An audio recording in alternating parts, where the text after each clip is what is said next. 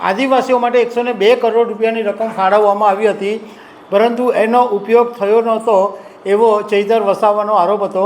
એ પછી અમે થોડીક તપાસ કરી તો અમને ખબર પડી કે આદિવાસી વિસ્તારોની અંદર જે યોજનાઓ હોય છે, જે સરકારી પૈસાઓ ફાળવવામાં આવે છે, એ પૈસા ચાઉ કરી જવા માટે એક આખી ગેંગ સક્રિય છે। નમસ્કાર દર્શક મિત્રો, તાજેતરમાં આમ આદમી પાર્ટીના ડેડિયાપાડાના ધારાસભ્ય ચૈતર વસાવાનો એક વિડીયો વાયરલ થયો હતો। એમાં એમણે દાહોદ વિસ્તારમાં 102 કરોડ રૂપિયાનું કૌભાંડ થયું હોવાની વાત કરી હતી। આદિવાસીઓ માટે 102 કરોડ રૂપિયાની રકમ ફાળવવામાં આવી હતી, પરંતુ એનો ઉપયોગ થયો નહોતો એવો ચૈતર વસાવાનો આરોપ હતો।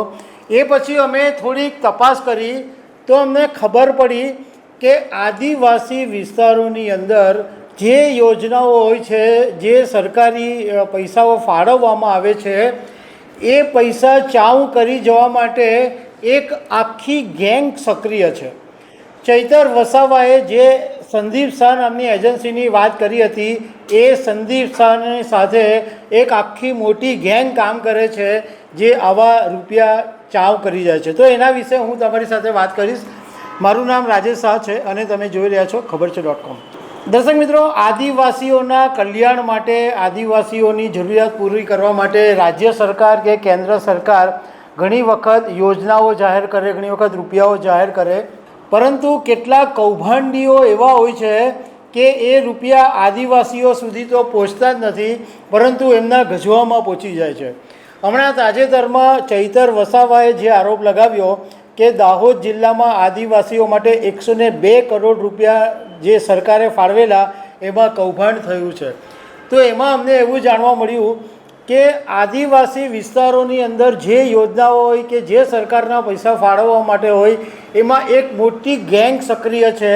એમાં એક નવસારીનો જે એક સંદીપ શાહ નામનો માણસ છે, એ પછી દાહોદમાં એક સંજય નામનો માણસ છે, અને એ સિવાયના બીજા બધા બી ઘણા બધા છે કે જે આ જ કામ કરે છે। બધી યોજનાઓના કામ લઈ લે, કાગળિયા પર બધું બતાવે અને રૂપિયા ગજવે ઘાલીને મોટું કૌભાંડ કરી નાખે છે। સરકારે આના વિશે ખરેખર ઊંડાણપૂર્વક તપાસ કરવાની જરૂર છે।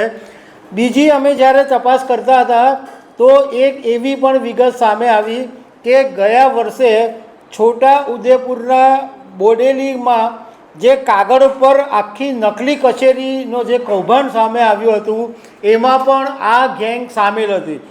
આ ગેંગે બધા અધિકારીઓની સાથે આરોપીઓની મુલાકાત કરાવી હતી, બધી ગોઠવણ કરી હતી, અને એમાં આ જે આખી જે મંડળી છે એ મંડળીનો 20% ભાગ પણ હતો।